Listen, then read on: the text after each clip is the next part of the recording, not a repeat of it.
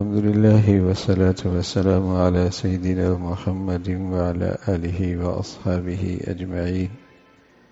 الحمد لله والصلاة والسلام على سيدنا محمد وعلى آله وأصحابه أجمعين. أما بعد فأعوذ بالله من الشيطان الرجيم. بسم الله الرحمن الرحيم. فأتت به قومها تحمله قالوا يا مريم لقد جئت شيئا فريا يا أخت هارون ما كان أبوك امرأ سوء وما كانت أمك بغيا فأشارت إليه قالوا كيف نكلم من كان في المهد صبيا قال إني عبد الله آتاني الكتاب وجعلني نبيا صدق الله العظيم. اللهم صل على سيدنا محمد وعلى آل سيدنا محمد وبارك وسلم. اللهم صل على سيدنا محمد النبي الأمي وعلى آله وأصحابه وسلم. میرے معزز مسلمان بزرگوں، عزیز بھائیوں اور امت مسلمہ کی مقدس ماں اور بہنوں، اسلامی سال کا آغاز محرم الحرام سے اور اس کا اختتام ذوالحجہ پر، عیسوی سال کا آغاز جنوری سے اور اس کا انتہا اور اختتام دسمبر پر۔ عیسوی سال کے لحاظ سے سال دسمبر پہ ختم ہوتا ہے، اور یہ جو آخری دن ہوتے ہیں عیسائیوں کے ہاں یہ بڑے دن کہلاتے ہیں۔ ان کا نظریہ عقیدہ ہے کہ 25 دسمبر کو عیسیٰ علیہ السلام کی ولادت ہوئی ہے، پھر وہ کرسمس بھی مناتے ہیں، عید بھی مناتے ہیں۔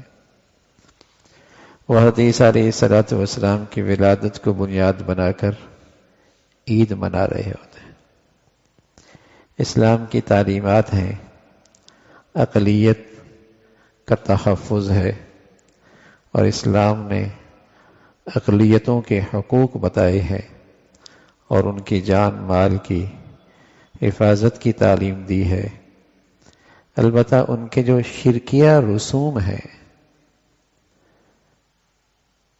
اسلام کی تعلیمات میں اس کی کوئی گنجائش نہیں کہ مسلمان ان کے شرکیہ رسوم میں شرکت کرے۔ یہ تو اسلام میں ہے کہ کوئی بھی اقلیت ہو، غیر مسلم ہو، آپ کے ملک میں رہتی ہو، اس کی جان مال کا تحفظ اسلام انہیں دیتا ہے۔ لیکن جو عقیدہ ان کا اور جو ان کا نظریہ ہے کہ عیسیٰ علیہ السلام اللہ کے بیٹے ہیں، یہ شرکیہ عقیدہ ہے، اور اس پر وہ خوشی کا اظہار کرتے ہیں، اور مسلمان اس میں شرکت کرے، اسلام اپنے پیروکاروں کو اس کی اجازت نہیں دیتا۔ یہ اسلامی حمیت کے خلاف ہے، اسلامی تعلیمات کے خلاف ہے کہ مسلمان انہیں مبارکباد دے اور اس کے شرکیہ رسوم میں شرکت کرے۔ ہمارا عقیدہ ہے جو ہمیں اسلام نے دیا ہے کہ عیسیٰ علیہ السلام اللہ کے پیغمبر ہیں، اللہ کی بزرگ ہستی ہیں۔ عیسیٰ علیہ السلام بھی اور آپ کی والدہ بھی دونوں اللہ کی قدرت کا شہکار ہیں، جنہیں اللہ رب العزت نے اپنی خاص قدرت کا نمونہ بنایا۔ حضرت مریم علیہ السلام ان کی پیدائش بھی بہت ہی مبارک اور برکت طریقے سے ہوئی کہ والدہ کی خواہش تھی، حضرت عمران کے نام سے سورت بھی ہے۔ ان کی اہلیہ کو جب امید ہوئی کہ اللہ تعالی اولاد دے رہے ہیں، اولاد کی امید ہوئی تو خوش ہوئی کہ اللہ تعالیٰ اولاد دے گا اور بیٹا ملے گا، اور اسے اللہ کی گھر کی خدمت کے لیے وقف کر دوں۔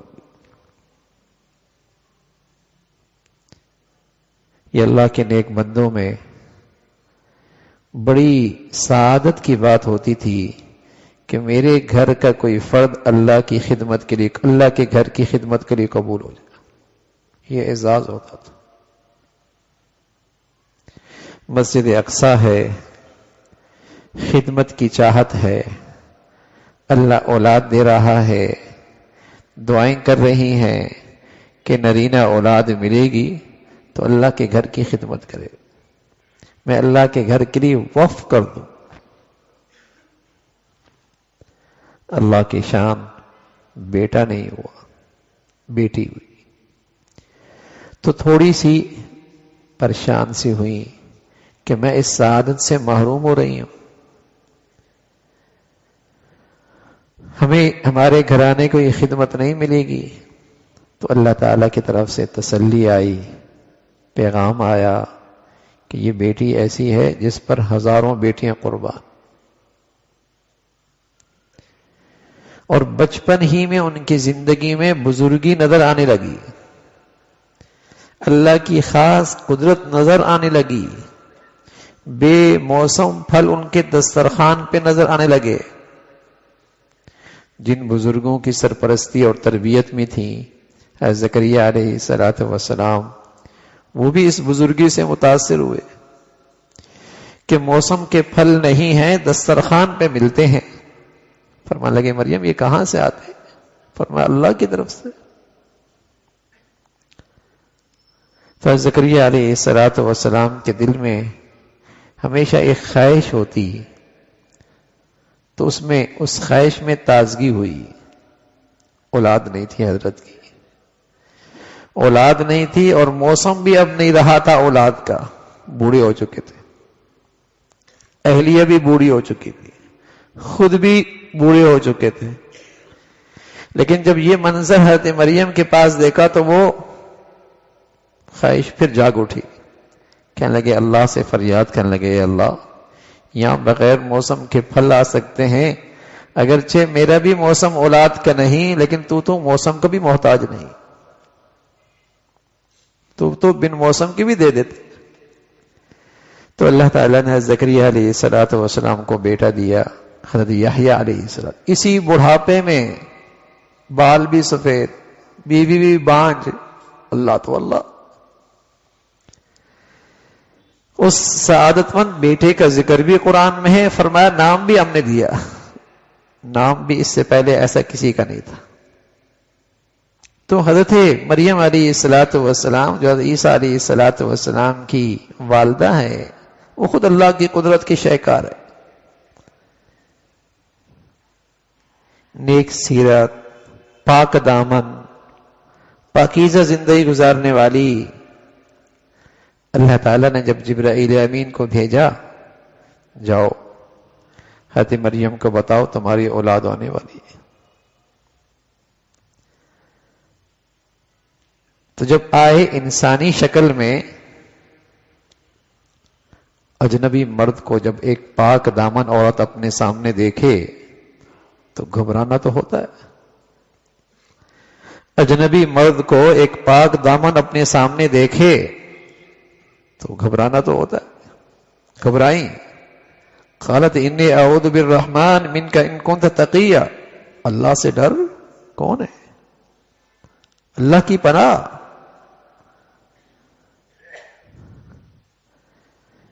فرشتہ کہنے لگا نہیں، میں اللہ کا رسول ہوں، میں پیغام دینے کے لیے آیا ہوں. اللہ تعالیٰ تجھے اولاد دینے لگے. میرا بیٹا؟ شادی کوئی نہیں ہوئی، میرا بیٹا ہوگا، یہ کیسے ہوگا؟ فرمایا ہاں ایسی ہی ہوگا.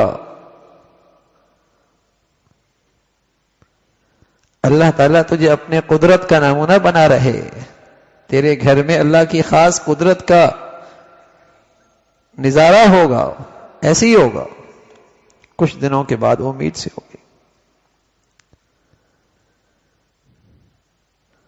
اب خیال آنے لگا قوم کے سامنے اس حال میں جاؤں گی،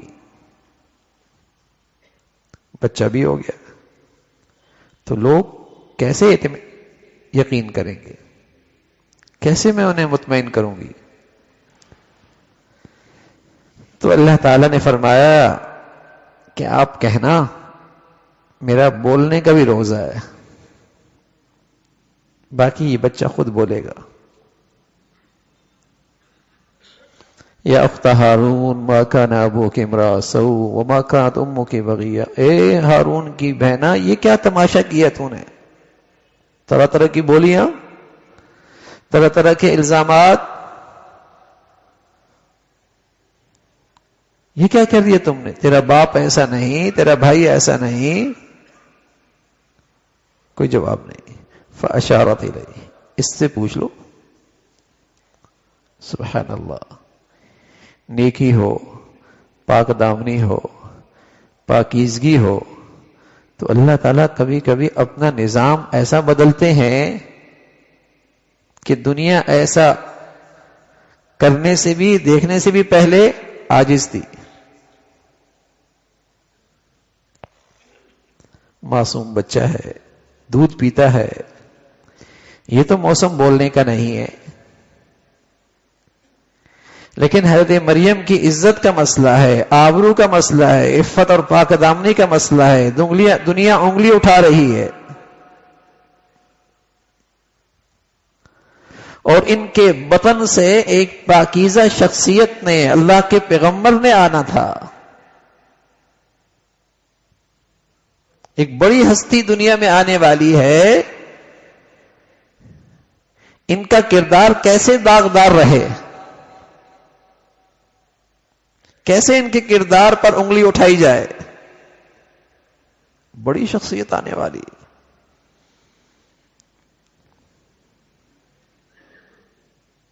کہا فاشارت الیہ، اس سے پوچھ لو۔ قوم اور غضبناک ہو گئی، یہ بچہ بولے گا؟ مذاق کر رہی ہو؟ اس موسم میں بچے بولتے ہیں کیا؟ قالوا کیف نکلم من کان فی المہد صبیا، یہ بولے گا؟ اتنے میں وہ بچہ بولتا ہے اور کہتا ہے انی عبد اللہ، انی عبد اللہ۔ سبحان اللہ، یہی وہ سچا قول ہے، یہی وہ سچائی ہے، یہی وہ اسلام کی تعلیم ہے جس سے عیسائیت کی، باطل کی ساری غلط عقیدے کی عمارت دھڑم سے گرتی ہے کہ عیسیٰ علیہ السلام خدا نہیں، خدا کے بیٹے نہیں، خدا کا حصہ نہیں، انی عبد اللہ، وہ تو اللہ کا بندہ ہے۔ اس کی والدہ حضرت مریم علیہ السلام ہے۔ اللہ کی شان قرآن میں کسی خاتون کا نام نہیں ہے۔ بہت ساری خواتین اسلام کا ذکر ہے، بہت ساری خواتین بزرگ ہستیوں کا تذکرہ ہے، لیکن نام صرف حضرت مریم کا ہے کہ عیسیٰ علیہ السلام حضرت مریم کے بیٹے ہیں۔ قال انی عبد اللہ آتانی الکتاب وجعلنی نبیا وجعلنی مبارکا اینما کنت واوصانی بالصلاة والزکاة ما دمت حیا۔ وہ جو اس بزرگ ہستی کی خوبیاں ہیں اس کا تذکرہ فرمایا کہ میں تو اللہ کا پیغمبر ہوں، اللہ نے میری ذات کو مبارک فرمایا ہے، بابرکت بنایا ہے، میں تو والدین کا فرما بردار ہوں۔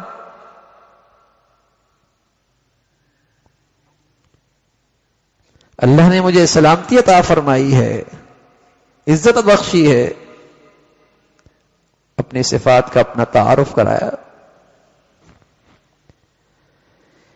تو مسلمانوں کا عقیدہ اور نظریہ ہے کہ حضرت عیسیٰ علیہ السلام اللہ کی بزرگ ہستی ہے، اللہ کے پیغمبر ہیں۔ قادیانی یہ کہتے ہیں کہ عیسیٰ علیہ السلام کو جب پھانسی دی جانے لگی تو زخمی ہوئے اور پھر وہ کشمیر چلے گئے اور ان کا وہاں انتقال ہوا۔ عیسائی کہتے ہیں انہیں یہودیوں نے سولی پہ لٹکا دیا، یہودی کہتے ہیں ہم نے انہیں قتل کر دیا، مسلمان کہتے ہیں اللہ تعالیٰ نے جیسے انہیں پیدا کرنے میں اپنی قدرت دکھائی ہے، اسی طرح اللہ رب العزت نے انہیں دشمنوں کے شکنجے سے محفوظ رکھ کے آسمانوں پہ اٹھا لیا۔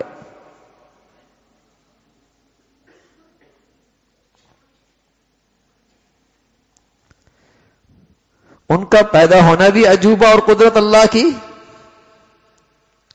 اور پھر دشمنوں کے گھیرے کے اندر سے انہیں اٹھا لینا یہ بھی اللہ کی قدرت۔ اور قرب قیامت میں آئیں گے، دمشق میں، شام میں، وہاں آئیں گے، دوبارہ دنیا میں آئیں گے، اور پھر محمد رسول اللہ صلی اللہ علیہ وسلم کی شریعت کے مطابق زندگی گزاریں گے، اس لیے کہ آپ علیہ الصلوۃ والسلام اللہ کے آخری پیغمبر ہیں۔ آپ اللہ کے آخری پیغمبر بھی ہیں، آپ کی شریعت بھی کامیابی اور نجات کے لیے آخری شریعت ہے۔ آپ پیغمبر بھی آخری، اگر کوئی اور نبی اور پیغمبر کا دعویٰ کرتا ہے تو وہ زندیق ہے، جھوٹا ہے، کذاب ہے۔ اسی طرح نجات اور فلاح کے لیے شریعت بھی آپ کی آخری ہے۔ اب قیامت تک آپ ہی کی شریعت پہ عمل کرنے والا کامیاب اور نجات پائے۔ ٹھیک ہے، دنیا میں اقلیتیں رہتی ہیں، اسلامی دنیا میں بھی رہتی ہیں، ہمارا اسلام انہیں تحفظ بھی دیتا ہے، لیکن ان کی شرکی عقیدے سے نفرت کا اظہار بھی کرتا ہے، ان کے غلط عقیدے سے اپنے پیروکاروں کو نفرت بھی دلاتا ہے۔ اولئک ہم شر البریہ، جن کے اندر شرک اور کفر کی نجاست ہے وہ زمین پر بوجھ ہیں۔ انما المشرکون نجس، جن کے اندر کفر اور شرک کی گندگی ہے ان میں نجاست ہے، تاکہ کبھی مسلمان ان کو اپنی زندگی کا آئیڈیل نہ بنائے، نمونہ نہ بنائے، تاکہ مسلمانوں کے لیے اور مسلمانوں کی اولادوں کے لیے کہیں ارتداد کا، کفر کا راستہ نہ کھل جائے۔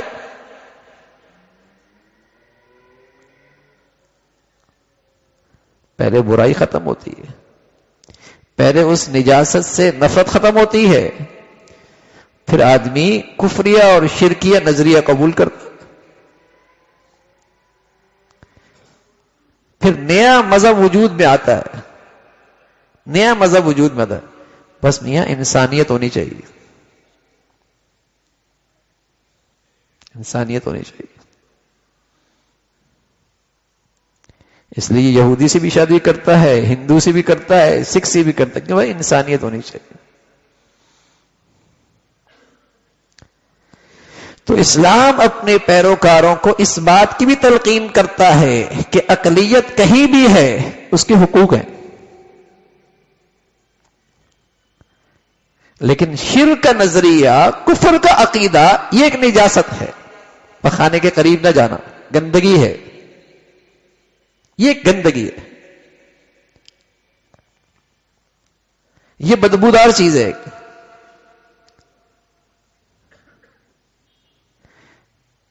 تم اللہ کا شکر ادا کرنا کہ تمہیں اللہ رب العزت نے اس نجاست سے، اس گندگی سے دور رکھا، اور تمہیں فخر کرنا چاہیے کہ اننی من المسلمین، الحمدللہ میں مسلمان ہوں۔ ہندوؤں کی طرح پیشاب نہیں پیتا، کفار کی طرح خنزیر کا گوشت نہیں کھاتا، کفر اور کافر اور مشرک کی طرح شرک نہیں کرتے۔ اللہ کا شکر ادا کرو، اننی من المسلمین، اللہ نے مسلمان بنایا۔ اللہ کی اس عظیم نعمت پہ شکر کیا کرو، بڑی دولت ملی ہوئی ہے۔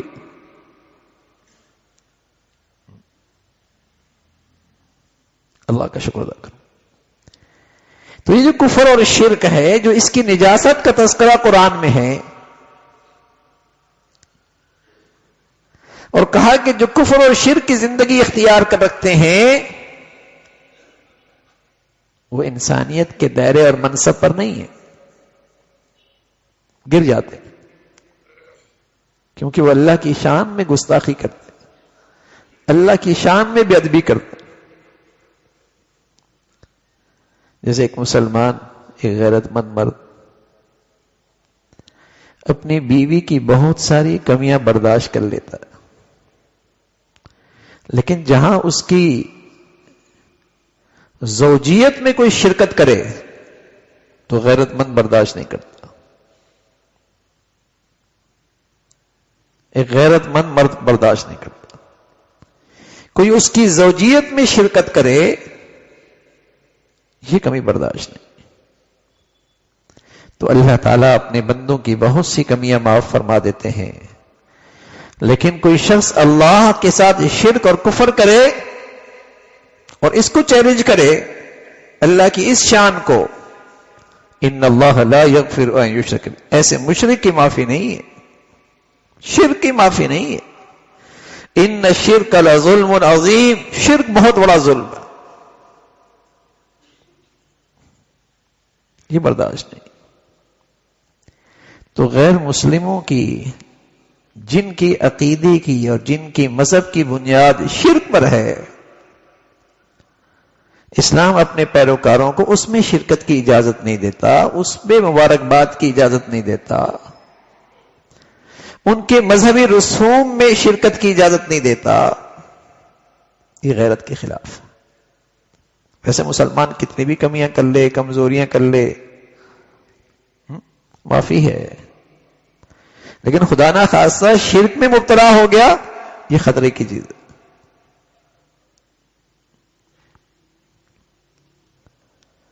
تو یہ دسمبر کا مہینہ، پھر نیا سال، مسلمان تو جب زندگی کا سال ختم ہوتا ہے تو فکر مند ہوتا ہے، نہ کہ یہود و غیروں کی طرح اس کو اس غفلت میں مناتا ہے کہ ان کے ہاں پورے سال میں اتنی گندگیاں نہیں ہوتی جتنی ان دنوں میں گندگیاں ہوتی ہیں۔ اور بدقسمتی ہے یہ سب کچھ حضرت عیسیٰ علیہ السلام کے ولادت کے نام پہ ہوتی، ہر بیہودہ کام ان دنوں میں وہاں ہو رہا ہوتا، اور پورے سال میں وہ گندگی نہیں ہوتی جو ان دنوں میں ہوتی۔ لیکن مسلمان کی جب زندگی کا سال گزرتا ہے وہ تو یہ سوچتا ہے کہ زندگی کا ایک سال اور کم ہو گیا، یہ سال کیسے گزرا ہے، یہ سال کیسے گزرا ہے، اور اس نظر سے بھی دیکھتا ہے کتنے لوگ ایسے تھے جو اس سال کے اختتام تک اس دنیا سے چلے گئے، پتہ نہیں یہ سال آئندہ مجھے بھی پورا ملے گا یا نہیں ملے گا، فکر مند ہوتا۔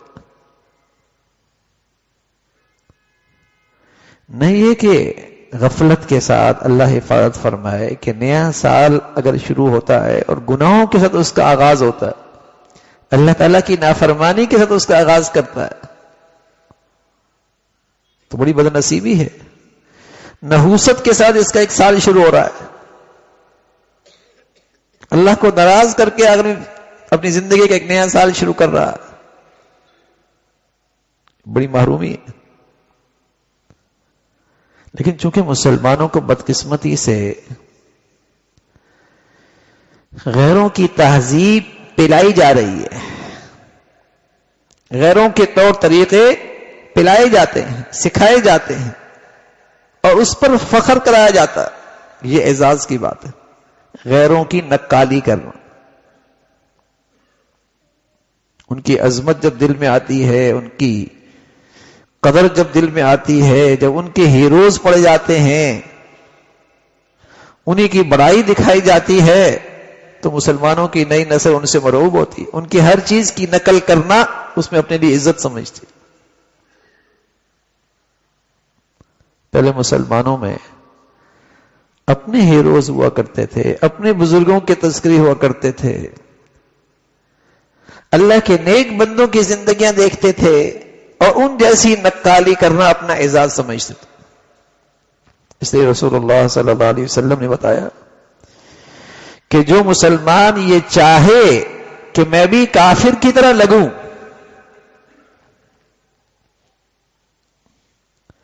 اور اس جذبے کے ساتھ ان کی نقالی کرتا ہے کہ میں بھی ان جیسا لگوں، فرمایا کل قیامت میں انہی میں سے اٹھایا جائے گا.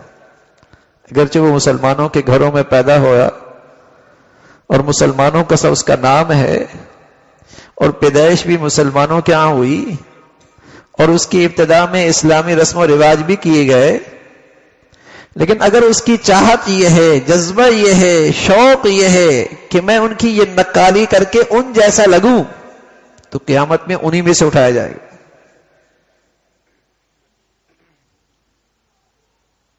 پھر انہی میں سے اٹھایا جائے، پھر اس کا مسلمان برادری سے کوئی تعلق نہیں ہوگا. اسلام تو ایک غیور دین ہے نا، وہ ملاوٹ برداشت نہیں کرتا، وہ ملاوٹ برداشت نہیں کرتا، خوددار دین ہے. اسی اپنی تہذیب ہے، اپنے طور طریقے ہیں، اس کی اپنی ایک زندگی ہے. تو میرے عزیزو، ایک سیلاب ہے بے دینی کا، غیروں کی تہذیب کا ایک سیلاب ہے اور لوگ اس میں بہہ جا رہے ہیں. ہم اپنی زندگی میں دیکھیں تو مسلمانوں کے اندر مسلمانوں کے طریقے کم نظر آتے ہیں، غیر مسلموں کے طور طریقے زیادہ نظر آتے ہیں. کوئی ہندوؤں سے لے رہے ہیں، کوئی عیسائیوں سے لے رہے ہیں، کوئی کہیں سے لے رہے ہیں، غیروں کے طریقے زیادہ ہیں. تو مسلمان وہ اپنے طور طریقوں پہ فخر کیا کرتا ہے، اسے کسی کی پرواہ نہیں ہوتی لوگ کیا کہیں گے.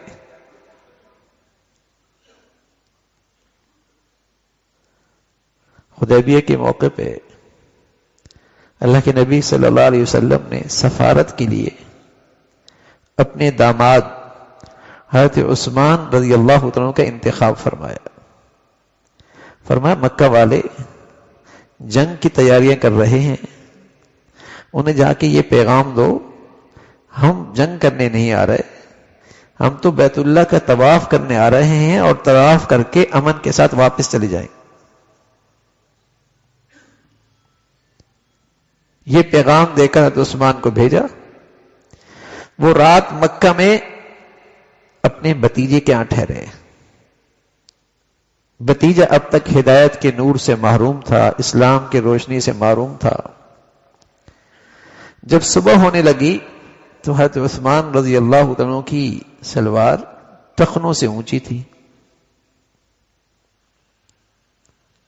تو کہنے لگے چچا جان، یہاں کے سرداروں کا رواج ہے جو جتنا بڑا آدمی ہوتا ہے اس کا تہمد یا سلوار نیچے ہوتی ہے، اس انداز سے جائیں گے تو کچھ اچھا اثر نہیں پڑے گا،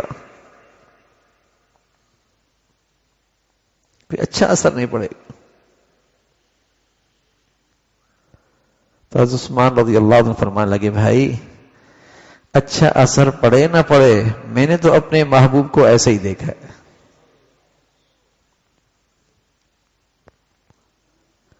میں تو اللہ کے حبیب صلی اللہ علیہ وسلم کو اسی انداز میں دیکھا.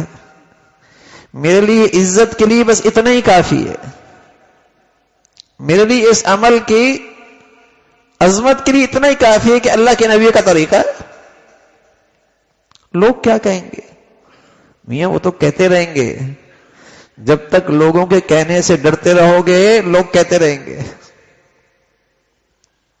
لوگ تو کہتے رہیں گے. اور اگر یہ خیال کر لیا کہ بس میرا اللہ اور میرا رسول راضی ہو جائے، بس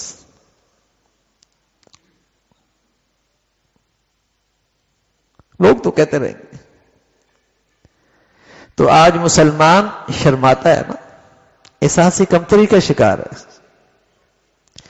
اپنی اسلامی زندگی پہ چلنے میں احساس کمتری کا شکار ہے کہ لوگ کیا کہیں گے.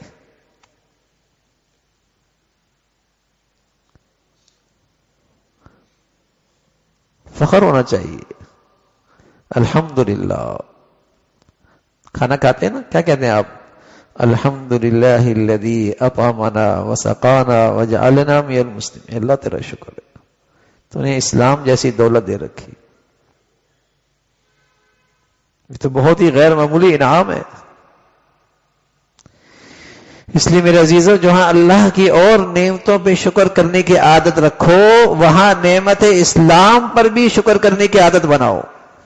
اپنے بچوں کو بھی اس کی عادت ڈالو کہ شکر کیا کرو اللہ نے مسلمان بنایا، ورنہ پتہ نہیں کیا گندگی کھا رہے ہوتے اور کیا گند پی رہے ہوتے اور کیسی جانوروں سے بھی نیچی درجے کی زندگی گزار رہے ہوتے. اللہ نے مسلمان بنا دیا، اس پہ شکر کرو، ورنہ نہ جانے کس نجاست اور کس شرک کی گندگی میں پڑے ہوتے.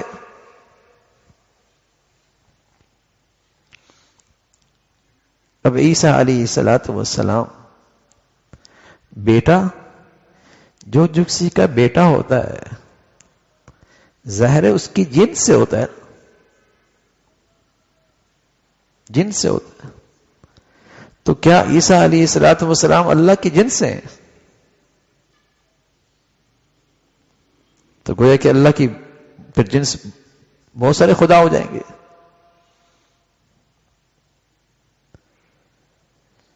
اور اگر جن سے نہیں ہیں تو کتنی بڑی گالی ہے، کتنی بڑی توہین ہے. کسی کے گھر کے اندر کوئی ایسی چیز پیدا ہو جائے جو اس کے جن سے نہ ہو، کتنا بڑا عیب ہے.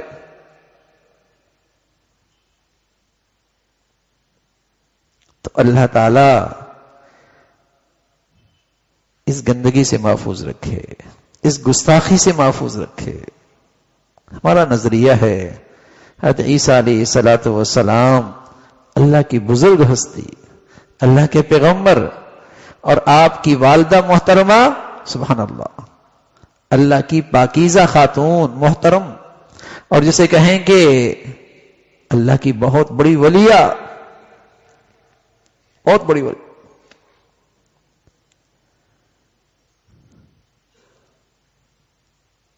یہ اللہ رب العزت نے عیسیٰ علیہ السلام کو مرتبہ عطا فرمایا. تو اللہ کا شکر ہے میرے عزیزو، اللہ نے ہمیں اسلام کا عقیدہ عطا فرمایا،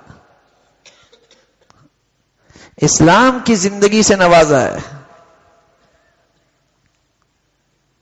یہ بہت بڑی دولت ہے. تو اپنے بچوں کو بھی اس نعمت پر بھی شکر کی عادت ڈالو. یہ بڑی دولت ہے. پیغمبر جب دنیا سے جانے لگتے نا تو ان کی زندگی میں یہ فکر نظر آتی ہے کہ وہ اپنے بچوں کو، پوتوں کو، نواسوں کو، سب کو اکٹھا کرتے اور پوچھتے کہ تمہیں اللہ نے جو یہ دولت دی ہے کہیں تم اس کی نقدری تو نہیں کرو گے.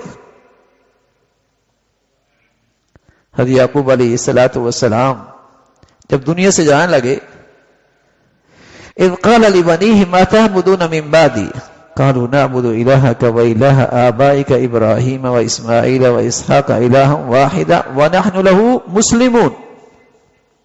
بیٹوں کو، پوتوں کو، نواسوں کو، سب کو اکٹھا کیا دنیا سے جانے کا وقت. فرمایا ساری زندگی اس فکر میں رہی کہ تم اللہ کی بندگی پہ رہو، اللہ کی فرما برداری پہ رہو. اب میں دنیا سے جانے لگا ہوں اور میری پشت قبر کی مٹی کو لگنے کو ہے، تم سے اوجل ہونے والا ہوں، لیکن مجھے ایک فکر ستا رہی ہے کہیں میرے مرنے کے بعد تم یہ راہ چھوڑ تو نہیں بیٹھو گے.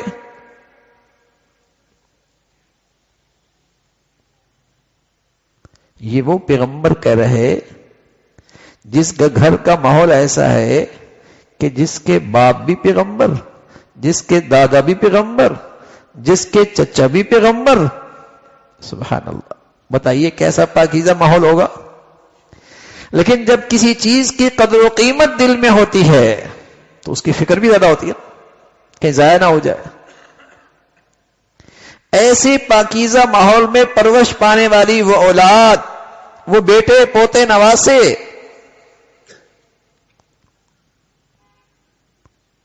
ان کے سامنے اپنی فکر مندی رکھ رہے کہ میرے مرنے کے بعد کہیں تم یہ راستہ چھوڑ تو نہیں بیٹھو گے.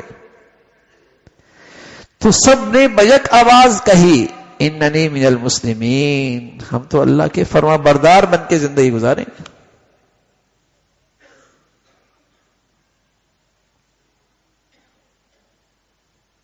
وَنَحْنُ لَهُ مُسْلِمُونَ، ہم اسی کی فرما بردار رہیں گے. تو میرے عزیزو، اپنے بچوں کو، اپنی بچیوں کو یہ عادت ڈالو کہ اسلام جیسی دولت اللہ نے عطا فرما رکھی ہے، اس نعمت پہ شکر کیا کرو. اس لیے کہ جو بچے اور جو نئی نسل اور جو مسلمان اس نعمت پہ شکر کیا کرتے ہیں، ان کے لیے کفر کا راستہ بند رہتا ہے، ارتداد کا راستہ بند رہتا ہے، ان کا ایمان اسلام محفوظ رہتا ہے، خاتمہ اسلام پہ نصیب ہوتا ہے. اور خدا نہ خواستہ جو لوگ اسلام کے بارے میں احساس کمتری کا شکار ہوتے ہیں، جو اس نعمت کے بارے میں اس کی عظمت سے محروم ہوتے ہیں، خطرہ رہتا ہے کہ ان کی اولادیں کہیں اس دولت سے محروم ہی نہ ہو جائے، کہیں ان کا خاتمہ کسی گمراہ کن عقیدے پر نہ ہو جائے. اس لیے جو مسلمان اس نعمت پہ شکر کی عادت ڈالتے ہیں، یہ اس امید ہے کہ ان کا خاتمہ اسلام پہ ہوگا. اور کیا چاہیے؟ اس لیے کہ اللہ کا وعدہ ہے، شکر کرو گے بڑھا دوں گا نعمت، شکر کرو گے نعمت محفوظ کر دوں گا، شکر کرو گے اس نعمت کی برکت عطا کروں گا. تو خاتمہ ایمان پہ ہو، خاتمہ اسلام پہ ہو، اس اسلام کی نعمت پہ شکر کی عادت ڈالو. کتنا بڑی دولت، بڑی دولت. ورنہ آج میرے عزیزو مختلف رنگ سے، مختلف طریقے سے یہ ارتداد پھیل رہا ہے. جب مسلمان اپنے دین کے بارے میں نہیں جانتا، اور خدا نہ خواستہ ماحول بھی عیسائیت والا، تعلیمات بھی عیسائیت والی، اور مطالعہ بھی پھر غیر مسلموں کا، اور اپنا دین کے بارے میں اسے شعور بھی نہیں ہے، تو کیسے بچے گا؟ اور اگر اس نے عیسائیت قبول نہ بھی کی تو کم سے کم اسلام کے بارے میں شک میں مبتلا ہو جائے گا. جب عیسائی پادری ایک مرتبہ جبل زیتون پہ اکٹھے ہوئے تو اس بات میں ان کے جتنے پادری تھے افسوس کا اظہار کیا کہ اسلامی دنیا میں ہم اتنا بڑا بجٹ خرچ کرتے ہیں لیکن اس تعداد میں مسلمان عیسائی نہیں بنتے.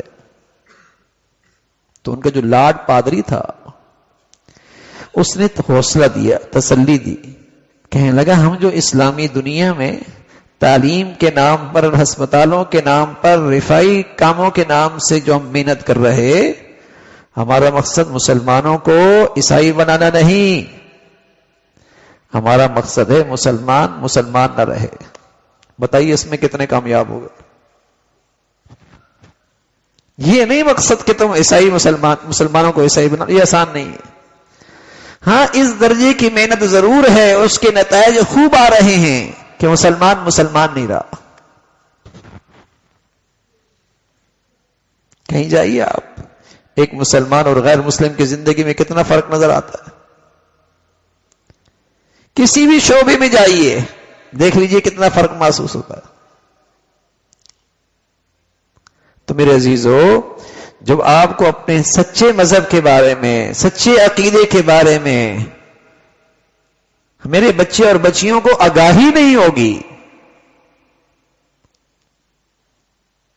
پانی جب مٹکے میں ڈالیں اور مٹکا کچا ہو تو یہ پانی کا مٹکے کے اندر ملنا، مٹی کے ساتھ ملنا، اور مٹکا کچا ہو، یہ صحبت ہو گئی نا، پانی اور مٹکی کے آپس میں کیا ہو گئی؟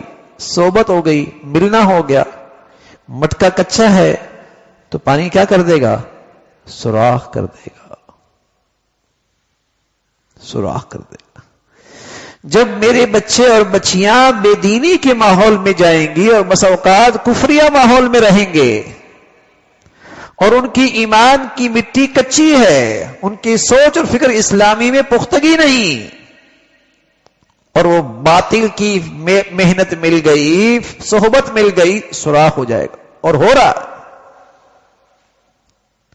آپ پوری دنیا میں جائیے جہاں کے مسلمان ہجرت کر کے گئے، جن ملکوں میں بھی کفار کے ملک میں، ان کی دوسری اور تیسری نسل مسلمان نہیں رہی. پوری اسلامی دنیا، پوری کفر کی دنیا میں جائیے، چاہے وہ کینیڈا ہے، امریکہ ہے، آسٹریلیا ہے، دوسری تیسری نسل مسلمان نہیں رہتے. پہلی نسل تو پھر بھی اپنے دیش میں رہ کر، اپنے ماحول میں رہ کر کچھ ہے، لیکن دوسری تیسری نسل میں نہیں. تو اللہ نے اسلام جیسی دولت دی ہے میرے عزیزو، جس میں توحید کا نور ہے، جس میں شرک کی گنجائش نہیں، شرک کی ظلمت کی گنجائش نہیں. اس لیے اسلام اپنے پیروکاروں کو یہ تعلیم دیتا ہے کہ تمہاری دنیا میں، تمہاری اسلام ملک میں اقلیت رہتی ہے، اسلام انہیں حقوق دیتا ہے، ان کی جان مال عزت آبرو کی، لیکن ان کے جو شرکیہ نظریہ ہیں، شرکیہ عقیدے ہیں، اس میں شرکت مسلمانوں کا اسلام اپنے پیروکاروں کو اجازت نہیں دیتا. یہ گناہ ہے، یہ حرام ہے. اللہ تعالی ہمیں نعمت اسلام پہ ہر وقت اور دل و جان سے اس پہ شکر گزاری نصیب فرمائے اور اس پر زندگی اور خاتمہ عطا فرمائے. وآخر دعوانا الحمدللہ رب العالمین. اللہم لک الحمد کلو ولک الشکر کلو، اللہم لک الحمد کلو ولک الشکر کلو.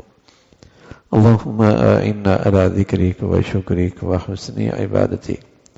اللہم اعنا علی ذکرک و شکرک و حسن عبادتک. یا حی یا قیوم برحمتک نستغیث اصلح لنا شأننا کلہ ولا تکلنا الى انفسنا طرفة عین. یا حی یا قیوم برحمتک نستغیث اصلح لنا شأننا کلہ ولا تکلنا الى انفسنا طرفة عین. ربنا ظلمنا انفسنا وإن لم تغفر لنا وترحمنا لنكونن من الخاسرين. ربنا اغفر لنا ولإخواننا الذين سبقونا بالإيمان ولا تجعل في قلوبنا غلا للذين آمنوا ربنا إنك رؤوف رحيم. ربنا آتنا في الدنيا حسنة وفي الآخرة حسنة وقنا عذاب النار. اللهم إنا نسألك العفو والعافية في الدنيا والآخرة. اللهم إنا نسألك العفو والعافية في الدنيا والآخرة. یا ارحم الراحمین، اپنے فضل سے ہم سب کی خطاؤں کو معاف فرما دے. تمام حاضرین حاضرات، سامعین سامعات کی تمام جائز حاجات کو پورا فرما، مشکلات کو آسان فرما، بیماروں کو صحت کاملہ شفائے عاجلہ نصیب فرما. اے مولا کریم ہمیں روحانی جسمانی صحت نصیب فرما، روحانی بیماریوں سے بھی محفوظ فرما، جسمانی بیماریوں سے بھی محفوظ فرما. اے مولا کریم ہمیشہ نعمتوں بھری زندگی نصیب فرما، نعمت ایمان اسلام پہ دل و جان پہ شکر گزاری عطا فرما، اس دولت کی قدردانی نصیب فرما. ہمارے بچوں کی بچیوں کے دلوں کے اندر بھی اس کی عظمت، اس کی اہمیت اے مولا پیدا فرما. یا ارحم الراحمین، ہر قسم کے فتنوں سے ہمارے بچے بچیوں کی حفاظت فرما. ہمیں نعمت اسلام پہ فخر نصیب فرما. اے مولا کریم اس دولت کی حفاظت کی ہمت اور توفیق عطا فرما. اے مولا کریم اپنے فضل سے، اپنے کرم سے، بری زندگی سے، بری موت سے، برے حالات سے، برے لوگوں سے محفوظ فرما، شریروں سے محفوظ فرما، ظالموں سے حفاظت فرما، بے دینوں سے حفاظت فرما. اپنے پیاروں کی عظمت محبت صحبت نصیب فرما. اے مولا کریم جو تیرے ہاں پیارے ہیں محبوب ہیں، ان کی عظمت محبت صحبت نصیب فرما. یا ارحم الراحمین اپنے فضل سے ہمیشہ حلال عطا فرما، برکت والا عطا فرما. موذی امراض سے، ہسپتالوں کی زندگی سے، حادثات سانحات سے، اچانک موتوں سے محفوظ فرما. اے مولا کریم ایمان کی زندگی عطا فرما، کلمے والا خاتمہ عطا فرما، اپنے فضل سے مولا کریم پوری امت اسلامیہ پہ رحم فرما، مسلمانوں میں اسلامی ایمانی وحدت پیدا فرما۔ اے مولا کریم مسلمانوں کو اسلام کی بنیاد پر باہمی اتفاق اتحاد عطا فرما، جو مسلمانوں میں رنگ نسل وطن علاقوں کی بنیاد پر نفرتوں کا بیج بو رہے اور بے دینی کو فروغ دے رہے، ان کے شر سے اہل اسلام کی حفاظت فرما۔ اے مولا کریم دنیا بھر کے مظلوم مسلمانوں کی مدد و نصرت فرما، غزہ اور فلسطین کے بھائیوں کی مدد و نصرت فرما۔ اے مولا کریم ان کی قربانیاں قبل اول کی آزادی کے لیے انہیں اپنے قرب کا اعلیٰ درجہ نصیب فرما۔ اے مولا کریم ان کے دلوں میں سکینہ نازل فرما، مسلمانوں کی بے حسی کو ختم فرما۔ یا ارحم الراحمین اہل اسلام کو ہر قسم کے ظالم بے دین جہلا حکمرانوں سے نجات نصیب فرما۔ اے مولا کریم اپنے فضل سے ہمارے ملک کو سلامتی عطا فرما، استحکام عطا فرما، یا نیکی کی اور خیر کی اور تعمیر کی قوتوں کو غلبہ نصیب فرما، تخریب کی اور بے دینی اور بے حیائی کی طاقتوں کو نیست و نابود فرما۔ اے مولا کریم یا ایمان اسلام کا بول بالا فرما، ایمان ہدایت کی فضاؤں کو عام فرما، ہماری زندگیاں اس کے لیے قبول فرما۔ ربنا تقبل منا انك انت السميع العليم وتب علينا انك انت التواب الرحيم، وصلى الله على سيدنا محمد وعلى آله وأصحابه أجمعين برحمتك يا رب۔